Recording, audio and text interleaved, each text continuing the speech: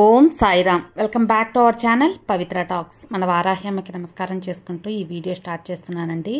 ఇక ఈరోజు వీడియోలో మనం చూడబోయేది ఏంటి అంటే, రేపు ఆషాఢ నవరాత్రులలోని మనకు శుక్రవారం చాలా శక్తివంతమైన ఒక రోజు అని చెప్పుకోవచ్చండి. ఎందువల్లంటే మనం నార్మల్గా శుక్రవారం అంటేనే అమ్మవారిని, లక్ష్మీదేవిని, వారాహి అమ్మని ఇట్లాగా శక్తి రూపాలను ఎక్కువగా పూజించుకునే ఒక రోజు. ఈ రోజులో మనకు దీనికి తోడు ఈ ఆషాఢ నవరాత్రులు అంటే గుప్త నవరాత్రులు, వారాహి నవరాత్రుల్లో మనకు శుక్రవారం కలిసి రావటం చాలా విశేషం అండి. ఈరోజు ఇప్పుడు చెప్పబోయే ఈ మంత్రాన్ని ఒక 3 సార్లు చెప్పుకోండి. అమ్మవారి అనుగ్రహంతో తప్పకుండా మీకు సుమంగళి వరం అనేది దక్కుతుందన్నమాట.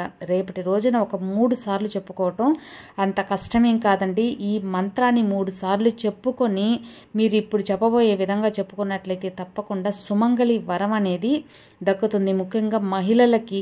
ఎందువల్లంటే ప్రతి పెళ్ళైన మహిళ కూడా పుణ్యశ్రీగా ఉండాలి, సుమంగళి ఒక వరం కావాలి అని చెప్పి ప్రతి ఒక్కరం కోరుకుంటూ ఉంటాం.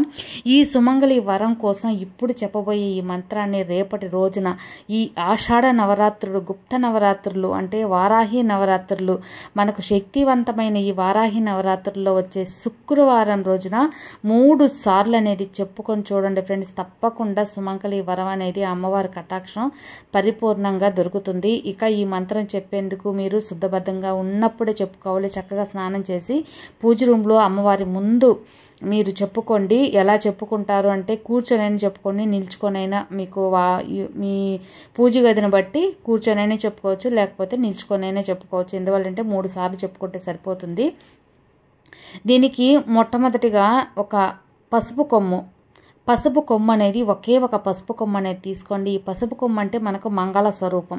ఈ మంగళ స్వరూపాన్ని మంగళ స్వరూపమైన ఈ పసుపు కొమ్ముని మీరు చేతిలో పట్టుకోండి. లేదు అంటే ఒకటి కొనుక్కొచ్చుకోండి. చక్కగా చేతిలో పట్టుకొని ఈ యొక్క మంత్రాన్ని అనేది చెప్పుకోండి. ఆ 3 సార్లు చెప్పుకొని అమ్మవారికి హారతి ఇచ్చి నమస్కారం చేసుకొని మనస్ఫూర్తిగా ఆ తల్లిని వేడుకోండి ఫ్రెండ్స్. మీకు ఆ సుమంగళి వరంతో పాటు లక్ష్మీ కటాక్షం కూడా మీ ఇంట్లో మీరు మంగళకరంగా ఉండేలా అమ్మవారి అనుగ్రహం తప్పకుండా దొరుకుతుంది. ఇక ఆ అద్భుతమైన రేపు ఆషాఢ నవరాత్రుల్లో చెప్పుకోవాల్సిన ఆ శక్తివంతమైన మంత్రం ఏమిటి అంటే, నేను స్క్రీన్ మీద కూడా ఇస్తాను చూడండి ఫ్రెండ్స్. ఒక స్క్రీన్ షాట్ తీసుకోండి. ప్రతి శుక్రవారం కూడా చెప్పుకోవచ్చు. ముఖ్యంగా రేపటి రోజున తప్పకుండా చెప్పుకోండి. అమ్మవారి అనుగ్రహం అనేది పరిపూర్ణంగా ఉంటుంది. ముఖ్యంగా సుమంగళి కటాక్షం పరిపూర్ణంగా ఉంటుంది. ఇక ఆ యొక్క అద్భుతమైన మంత్రం ఏంటి అంటే, ఓం శ్యామలాయ విద్మహే అలహస్తాయ ధీమహే తన్నో వారాహి ప్రచోదయ. ఓం శ్యామలాయ విద్మహి అలహస్తాయ ధీమహి తన్నో వారాహి ప్రచోదయాత్. ఓం శ్యామలాయ విద్మహి అలహస్తాయ ధీమహి తన్నో వారాహి ప్రచోదయాత్. ఇది వారాహి అమ్మ గాయత్రి మంత్రం అండి. ఈ మంత్రాన్ని మీరు ఒక 3 సార్లు పసుపు కొమ్మని చేతిలో పట్టుకొని చక్కగా అమ్మవారి అనుగ్రహం దొరకాలి, మేము సుమంగళి ఒక వరం మాకు ఇవ్వ తల్లి అని చెప్పి మీరు ఈ యొక్క మంత్రాన్ని 3 సార్లు అనేది చెప్పుకోండి. తప్పకుండా మీకు సుమంగళి వరం అమ్మవారి కటాక్షం దొరుకుతుంది. మీరు ఏ పని చేసినా పని వచ్చి సక్సెస్ అనేది జరుగుతుంది. ఈ యొక్క మంత్రం మీ యొక్క ఇంట్లో ధ్వనించినప్పుడు ఆ ఇంట్లో మంగళకరమైన ఒక విషయం అనేది జరుగుతుందండి. పెళ్లి కాని వాళ్ళకు పెళ్ళిళ్ళు అవుతుంది.